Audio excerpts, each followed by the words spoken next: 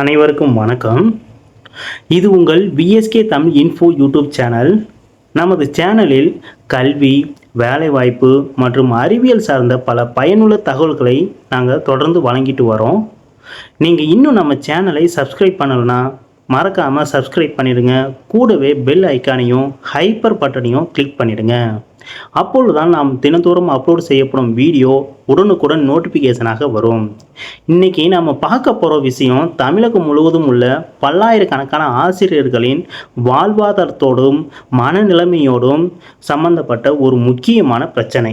அதாவது அரசு மற்றும் அரசு உதவி பெறும் பள்ளிகளில் பணியாற்றும் ஆசிரியர்களுக்கான டெட் தேர்வு குறித்த சமீபத்திய அப்டேட்களை தான் இந்த வீடியோவில் முழுமையாக பார்க்க போகிறோம். ஸ்கிப் பண்ணாமல் முழுசாக பாருங்கள்.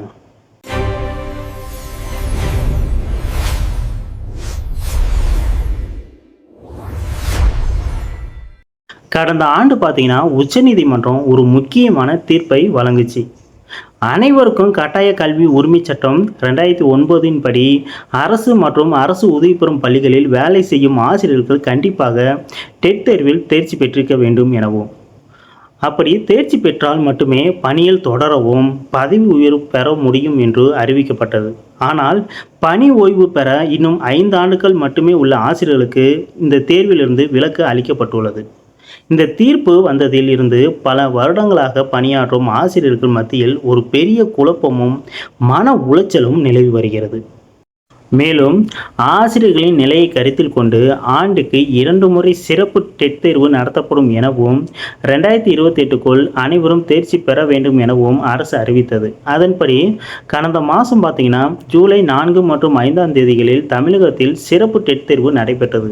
ஆனால் தேர்வு எழுதிய ஆசிரியர்கள் முன்வைத்த முக்கிய பிரச்சனைகள் மற்றும் கோரிக்கைகள் என்ன என்று தெரியுமா? வினாக்கள் மிகவும் கடினமாக இருந்ததால் தேர்ச்சி மதிப்பெண்ணை குறைக்க வேண்டும் எனவும் தெரிவித்துள்ளனர்.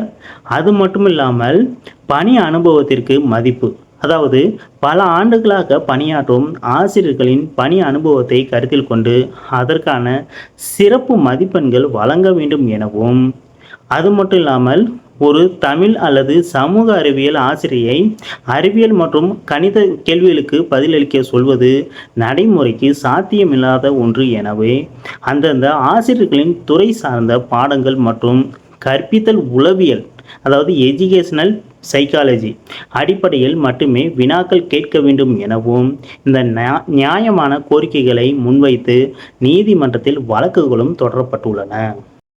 இதனைத் தொடர்ந்து இந்த வழக்குகளை விசாரித்த நீதிமன்றம் அரசு தரப்பு விளக்கத்தை கேட்டது.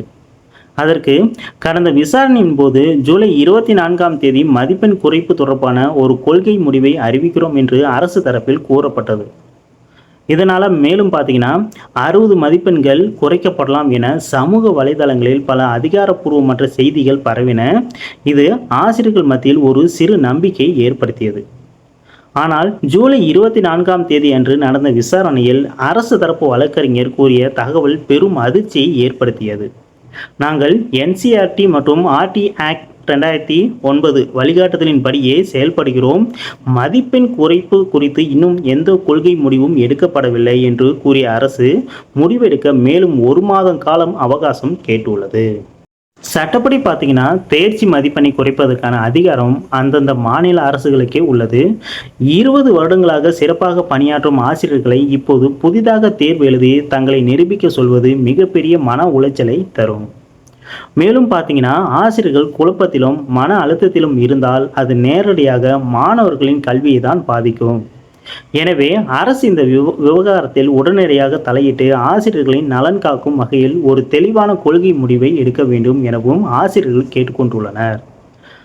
இந்த விவகாரத்தில் அரசின் அடுத்த கட்ட முடிவு ஆகஸ்ட் 24ஆம் தேதி தெரிய வரும் என எதிர்பார்க்கப்படுகிறது. பொறுத்திருந்து பார்ப்போம். நீங்களே சொல்லுங்கள் நண்பர்களே, ஆசிரியர்களின் கோரிக்கைகள் நியாயமானதா இல்லை நியாயமற்றதா? டெட் தேர்வில் தேர்ச்சி மதிப்பெண்கள் 60 போதுமா இல்லை 50 போதுமா? உங்கள் கருத்துக்களை கீழே கமெண்ட் பாக்ஸில் கமெண்ட் பண்ணுங்க. இந்த தகவல் உங்களுக்கு பயனுள்ளதாக இருந்திருக்கும்னு நம்புகிறேன். இது பற்றிய உங்களுடைய கருத்துக்களை கீழே கமெண்டில் சொல்லுங்கள். மீண்டும் ஒரு பயனுள்ள வீடியோவில் சந்திக்கலாம். நன்றி, வணக்கம்.